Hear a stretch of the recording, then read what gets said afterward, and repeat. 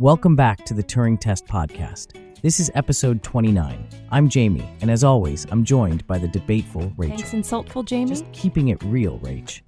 Anyway, today we're diving into a topic that's been making waves, and not always in a good way: AI and its impact on democracy. Specifically, we're asking, is AI going to empower citizens or manipulate elections? Rachel, what are your initial thoughts? Well, I think it's a complex issue, obviously. AI has the potential to be a powerful tool for good in a democracy. Think about personalized information, increased voter engagement, things like that. Okay, but let's be real. We've seen how AI can be used to spread misinformation, create deepfakes, and basically manipulate people's opinions. Cambridge Analytica, anyone? That whole Facebook debacle?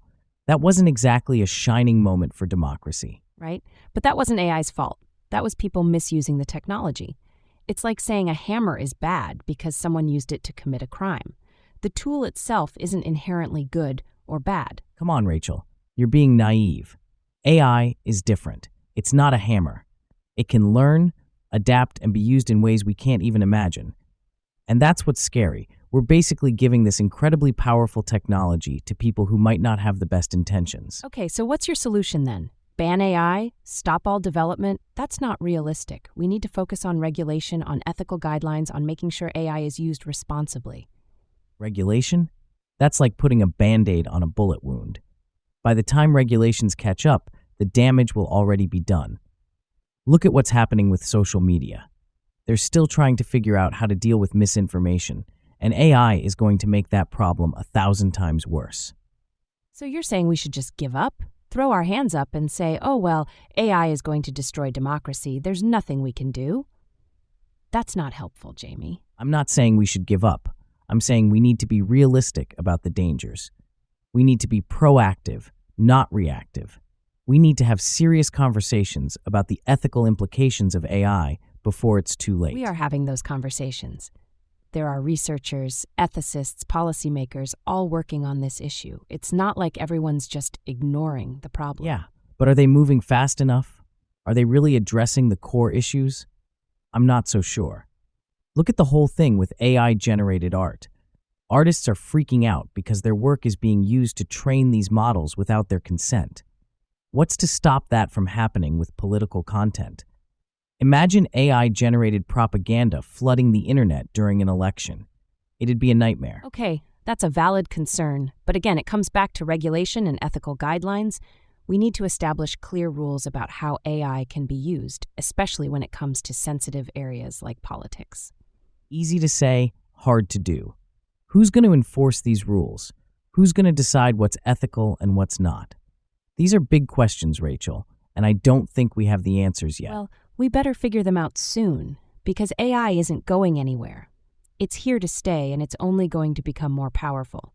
The question is, are we going to use it to strengthen our democracy or let it undermine it? Exactly. And that's the million-dollar question, isn't it? Actually, probably more like $1 billion question at this point.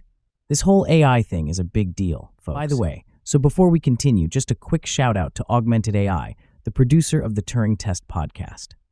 Augmented AI hosts a variety of cutting-edge courses in generative AI, large language models, edge AI, robotics, and computer vision. You can get a free generative AI course at bit.ly/Turing Test Podcast or go to www.augmentedstartups.com. So, Jamie, you mentioned deepfakes earlier. I think that's a really good example of how AI can be used to manipulate elections. Imagine a deepfake video of a candidate saying something outrageous going viral right before an election. It could completely swing the results. Oh, absolutely. And it's not just deepfakes. Think about targeted advertising, personalized misinformation, even AI-powered bots spreading propaganda on social media. It's a whole new level of manipulation. And it's not just about manipulating voters. AI could also be used to suppress voter turnout. Imagine an AI system targeting specific demographics with discouraging messages or spreading false information about polling locations. Right? It's like a digital version of voter suppression tactics that have been used for decades. Only now, it's amplified by the power of AI. So what can we do about it? I mean, besides the regulation and ethical guidelines we talked about earlier, is there anything else? Well, I think education is key. We need to teach people how to be critical consumers of information, how to spot fake news and deepfakes, and how to understand the potential biases of AI systems. Yeah, media literacy is more important than ever in the age of AI.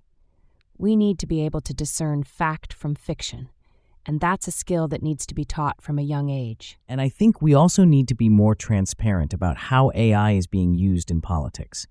We need to know who's using it, how they're using it, and what their intentions are. Absolutely, transparency is crucial. We need to be able to hold those who are using AI in politics accountable. So to sum it up, I think the future of democracy in the age of AI is uncertain. There's a lot of potential for good, but also a lot of potential for harm. It's up to us to make sure that AI is used to empower citizens, not manipulate them. I agree. It's a challenge, but it's one we need to face head on. The future of democracy depends on it. And lastly, don't forget to check out Augmented AI University to upgrade your skills and become an AI expert fast. Go to bit.ly/Turing Test Podcast to enroll in your free cutting-edge AI course at augmentedstartups.com. See you next time.